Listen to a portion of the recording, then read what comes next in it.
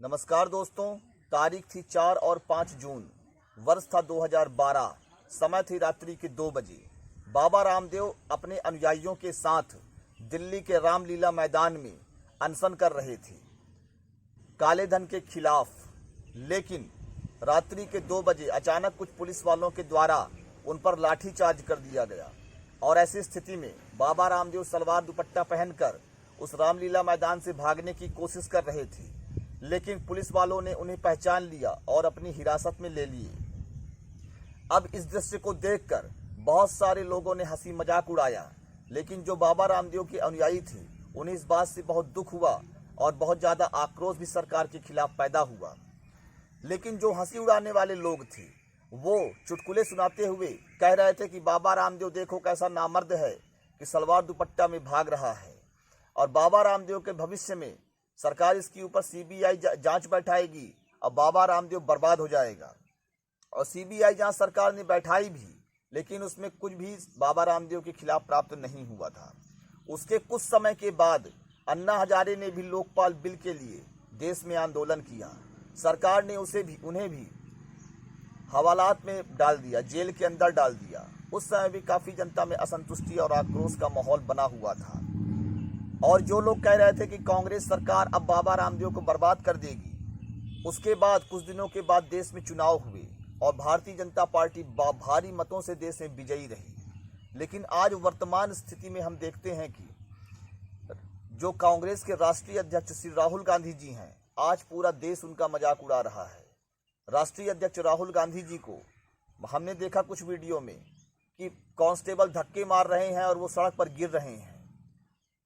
मुझे यह देखकर यह समझ में आता है कि एक समय यह किसी का अपमान कर रहे थे, तो प्रकृति इनके कर्मों का फल देने के लिए आज इनका अपमान कर रही है। आज उन्हें लोग पप्पू कह रहे हैं, आज इन्हें कांस्टेबल इनको धक्के मार रहे हैं और ज़मीन पर गिर रहे हैं। इनका भारी अपमान हो रहा है। इससे एक बात सीखने को मिलती है कि जब भी आपके पास सत्ता या शक्ति होती है तो यह उस समय आपको अहंकार नहीं करना चाहिए, क्योंकि जो व्यक्ति उस समय अहंकार करता है तो निश्चय ही उसके अहंकार को तोड़ना प्रकृति का काम है। पहले कांग्रेस ने अहंकार किया, आज उनका घोर अपमान पूरे देश में हो रहा है। इसलिए कभी भी सत्ता पाकर आपको अहंकार नहीं करना चाहिए। और फिर दूसरी बात यह है कि बाबा रामदेव उस समय पे कोई गलत कार्य नहीं कर रहे थे। वो एक सत्य की आवाज़ ही उठा रहे थे कि काला धन वापस लाना चाहिए। लेकिन आपने पता नहीं उन्हें किस राजनीतिक चश्मे से देखा कि आपको यह बात बुरी लगी और आपने उनके ऊपर लाठीचार्ज करवा दिया। तो एक बात का हमेशा ध्यान रखें कि कोई व्यक्ति यदि सही कार्य की मांग कर रहा है तो आपको उसको खिलाफ इस प्रकार की तानाशाही का प्रदर्शन नहीं करना चाहिए। आगे हो सकता है कांग्रेस पार्टी फिर से सत्ता में आ जाए, लेकिन इस गलती को दोबारा मत दोहराइएगा। जनता पढ़ी लिखी है, सोशल मीडिया का युग है, वह देखती है और वह एक अच्छी निर्णय लेती है। मैं सभी राजनीतिक पार्टियों से चाहता हूं कि जनहितैषी होकर कार्य करिए। सत्ता का लालच बहुत बड़ा लालच है, बहुत बड़ा लोभ है, लेकिन उसके परे जाकर राष्ट्रहित के विषय में सोचिए।